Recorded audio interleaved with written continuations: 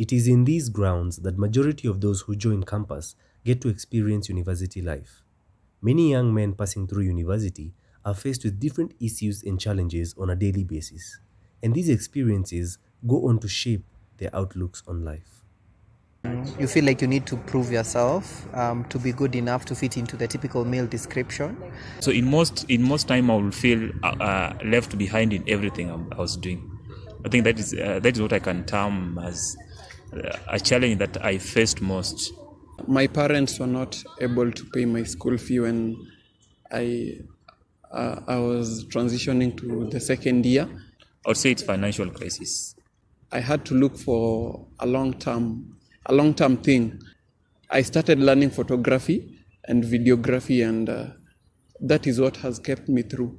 I have gotten to meet people just like me who share the same challenges I share and who view life more or less the way I view it. And it has been quite eye-opening. It's like giving me perspective. Young men in universities and colleges go through various issues, and they go through these issues with little to no guidance. This situation only adds to the pressures that they are already under. Yes, I have to graduate, but then what tangible thing do I have to provide, or rather to give back to the society when I go back there? Yes, I'm from campus, lakini nimekuja na nini? That's the question.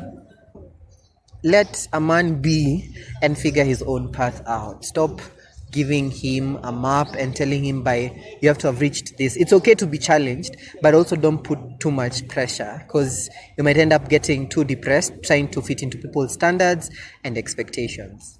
They ask questions. How are you doing in school? How is it? Sometimes I'm under pressure, but I can't show them that I am struggling a bit. So I'll smile and say, it's fine. I'm managing. Men, especially the more traditional societies like our own, do not want to be seen to be a problem, to have a problem. Like if one is left by the girlfriend or they have one or two issues, why they don't want to be seen to be weak, which is a major disadvantage in this case. As I spoke to some of the young men about what it is they believe would assist them the most in the stages of life they are in, I got Dr. Wanga, a counseling psychologist at the University of Nairobi, to join in our conversation. Many people think that you only go to see a doctor when you're sick.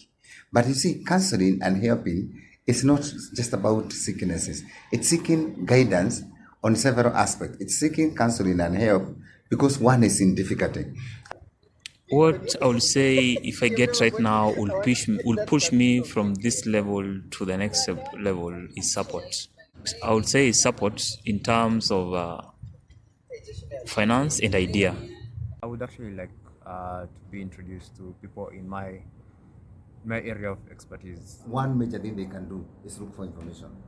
The second thing is that they also need to find out where help can be found so that they can seek it. The third and major thing that they need to do is to understand what is going on in the world, including in the media, including in the world of work, including in families, so that they are part of it rather than being a part from it.